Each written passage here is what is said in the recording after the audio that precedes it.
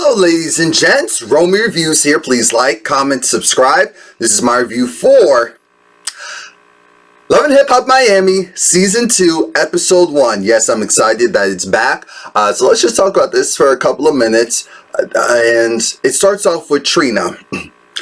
Trina, I guess she's with it this season. Last season was a test run. She was really more so part of other people's storylines, which was a smart way to do it in my books. But this year she has a real grievance, and why not put it on TV because she's getting a check for it. Now the TNT album, Trick and Trina, Trina and Trick album, it's not really happening right now. It's not happening at all, and she's frustrated because she feels like she's doing all the work, she's selecting the songs, she's sending the songs to Trick Daddy, he's not liking the songs, or he's not responding back, period. So she doesn't even know how he feels. I think that's her biggest issue. So she goes to Rico Love's, what is it? His, like, oh, there was a music conference, an iHeartMedia music conference, and he was the main commentator, and he brought on Trina and other female rappers like Dreezy, and it was nice to see them having a platform. And I said, now this is what I'm talking about. This is what we should be able to see more of on Love and Hip Hop. More artists who are on the come up and telling their stories. We're putting a name to the face or to the situation or to the music. So I actually liked that. I like that. But once their seminar was done, and that was funny, they did mention Kaya. That name is not banned on my channel. But when Rico was saying, yeah, you were having an issue with another woman, it was Kaya. Kaya has issues with a lot of people, but she really had an issue with Trina. If you don't know, go and Google it. It's all there. Now, Trina's talking to Rico Love, as I said, because she is frustrated about how the Trick and Trina album is, or technically isn't, going. Now we see a rebrand that I didn't care to see. Young Hollywood is getting the Love and Hip Hop rebrand treatment, and we're seeing his family, we're seeing his roots, you know, to try and make us forget about that first season. I said that's not going to happen for the people who actually cared. The people who didn't really care but pretended like they cared, they'll go along with this because why not?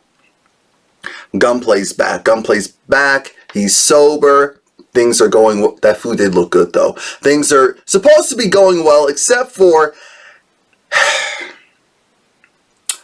his girlfriend, what was her name, Kiara? Unfortunately, they're no longer together. They're broken up for real, and it sounds like it's Gunplay's fault. It sounds like once he got his mind right, he started to entertain some foolishness, as in the DMs with other women, and now the relationship is gone backwards. It's non-existent, and he was trying to say, well, it wasn't that big of a deal, right? I said, oh,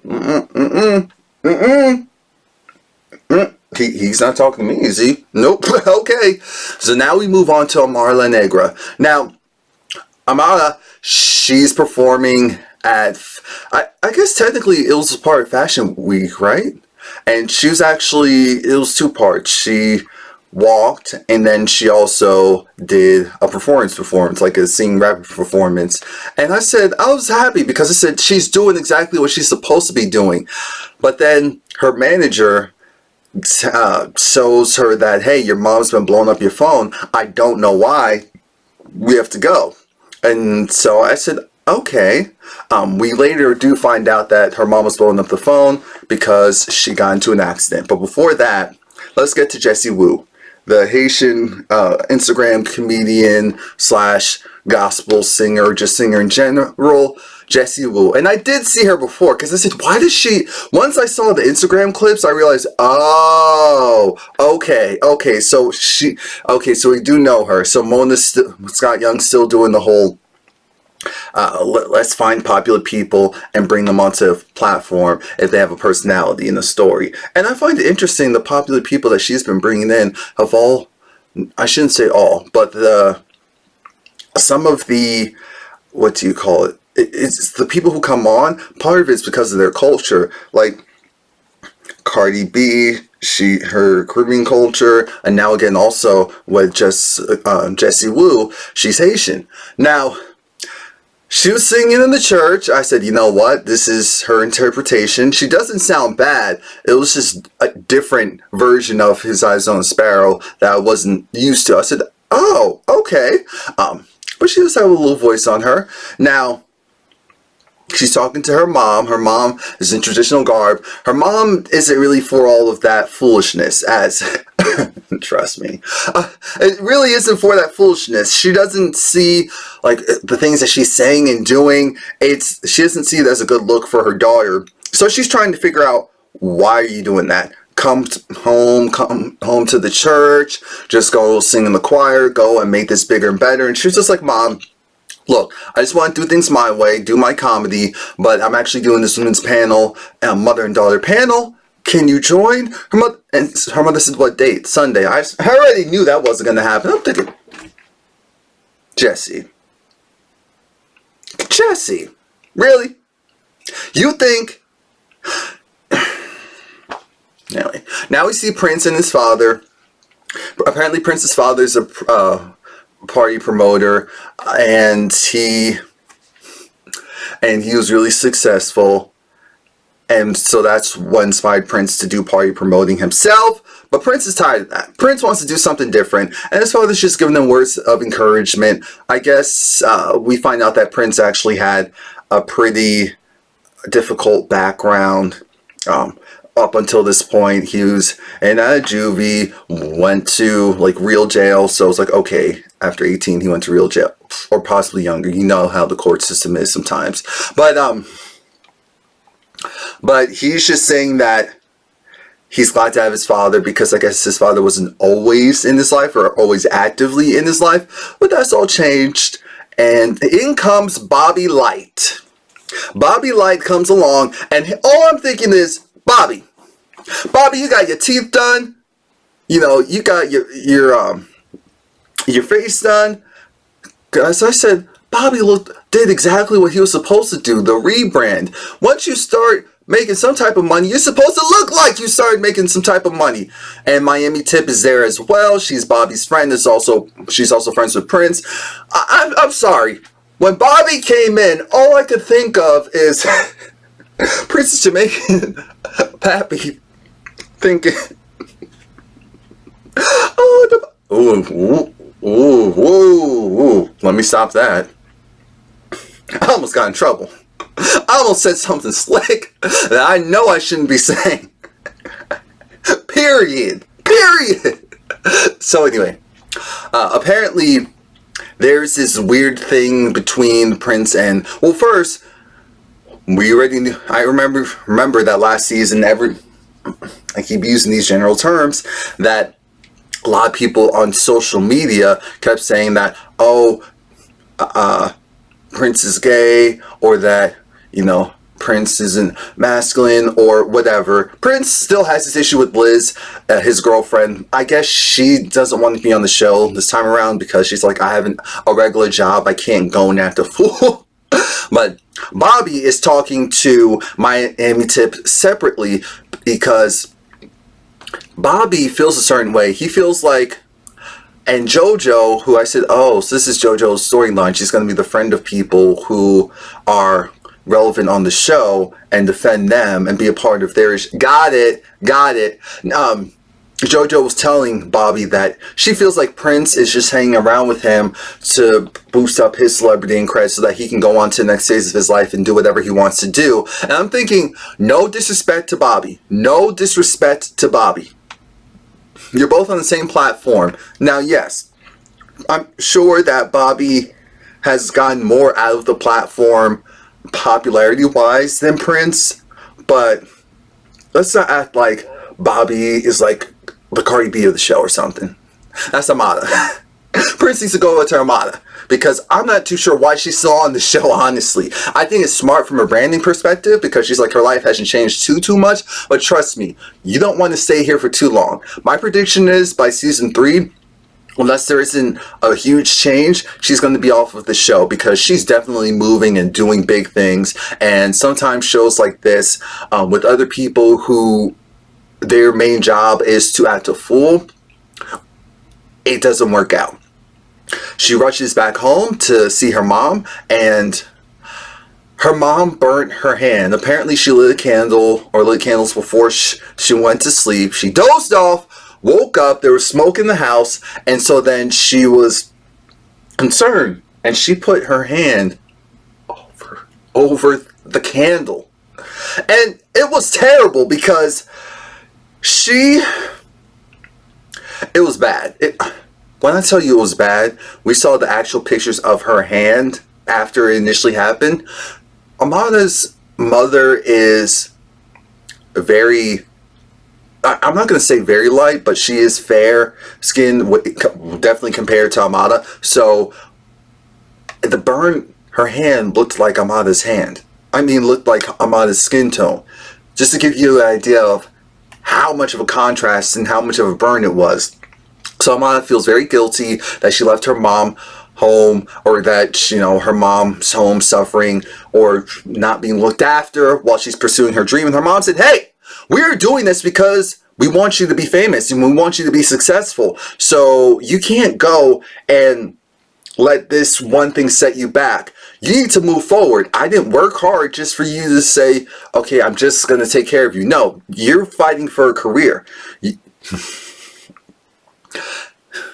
You're fighting for a career, and I'm going to take that out because that's going to come off shady. Now, Trick Daddy. Trick Daddy is having a little, it's not a block party. It's just like one of those summer afternoon. Everyone comes together, play dice, dominoes, and there's this guy named, was it Chaotic? He's also someone from the 305. When I say someone, he's a rapper from the 305, and he's on the come up, and Trick Daddy's going to support him. We see Young Hollywood there.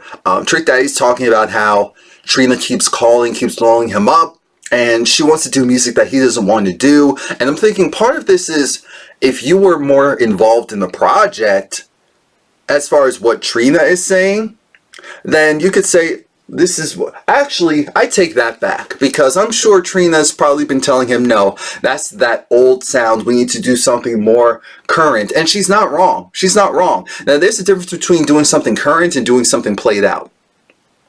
So Trina's very upset, and she feels like she has these songs, she has label release dates, requirements, and she's super stressed, and she just wants to put something out. So even if they drop the Trick and Trina, the TNT project, and focus on hers, she has to put out something. She needs to bring in a new source of revenue. Like, this isn't a game. Now we see JoJo. JoJo's mom apparently has a regular job now. I don't believe she said what job it was, but she said her mom has a job now, and JoJo, I guess she's still doing her boutique. I'm not really sure who's financing that, so I don't know if we'll see that this season. But Amara is just talking about her life and her mom and all of that. But JoJo says that's cute and all, but here's the thing. JoJo feels a certain way, and she's putting a wedge in between Amara and... So apparently JoJo allowed Bobby to stay in her house, and you know, Amara, she wasn't saying anything too bad about Bobby. She was just saying that people say that he's messy, and she thinks that they say that because he's very extra and animated. But those are two different things. And so then JoJo trying to, you know, tell Amara, well, I hear what you're saying, but, and that's when she goes to saying how she's just trying to, in my opinion, put a wedge in between her friend Amara and this guy who she fell out with, Bobby. That's what it seems like to me. So that's why I'm not going to entertain it. I hear what she's saying. I'm sure there's truth to what she's saying, but it doesn't mean it's a full story. And we know that Bobby is extra, so I'm sure he did something to piss her off, or to piss a lot of people off. And even if it wasn't in a mean-spirited way. Now we see Jessie Woo's women's panel, and I guess they did it kind of like a live audience podcast style or something like that, which was cool. But then this is where things take a turn.